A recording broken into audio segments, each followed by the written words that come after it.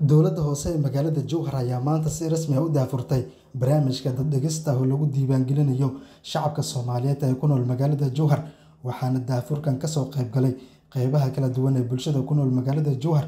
maamulka degmada isla markaana hogaaminayay gudoomiyaha maamulka degmada Jowhar ahna duqa magaalada Cismaan Maxamed Muqtaar Baare gudoomiye ku-xigeenka labaad ee golaha deegaanka magaalada Jowhar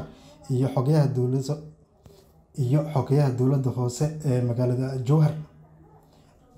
xogayaha dowladda hoose ee magaalada Jowhar Maxamuud Xasan Bariise oo la hadlayay ka qaybgalayaasha barnaamijkan daafurka ayaa waxa uu faahfaahin ka bixiyay ujeedada laga leeyahay barnaamijkan iyo faa'iidada uu leeyahay shacabka Soomaaliyeed in la diiwaangeliyo xaaladaha madaniga ah ee ku dhaca dadka sida dhalashada iyo dhimashada si sahlan oo casri ah hal marna la diiwaangeliyo xaalad walba oo uusan qofku u baahan in laba mar la diiwaangeliyo dhalasho ama dhimasho loo diiwaangeliyo hal mar iyo maxaa la yiraahdaa meesha aad joogto degmada aad joogto oo hadda degmada Jowhar xafiiska diiwaangelinta tagaysa hal mar is diiwaangeline yani uma u baahnid dad xamar tagto ama garow aad tagto ama beedhabo aad tagto inaad dawladda hoose beedhabo aad tagto iska diiwaangeliso warqad diiwaangelin ah ka qaadato ama dhalasho ah ama dhimasho ah ama furiin ah ka qaadato uma baahnid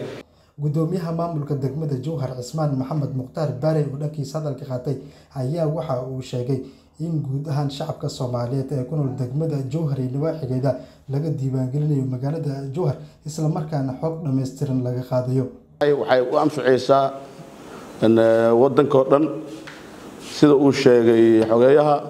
20 degmo ayaa maanta ay ka furmayaan barnaamijkan waxayna sahlayeen adeeg kasto qofka bini aadanka uu leeyahay hadda waxa dhacdo in laga magaciisi iska diiwaan gelisid ama dhalasho ay sugnaan qaadatid sanadka bacad loo dhaho hadana bagiga adoo wax ka qaadanayo waa ka dhacday loo dhaayo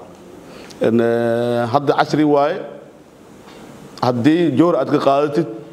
waxa meesha ugu dambeysay ee Soomaaliya ayaa magaciisi laga arkaa in Jowhar ku dhalatay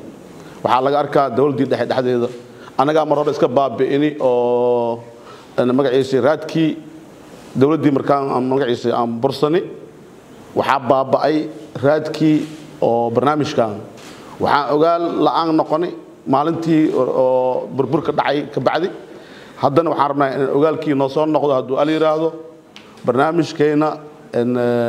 daafurka oo waqti feeskii ugu horeeyay ah ama wajigii ugu horeeyay maanta waa noo daafuran yahay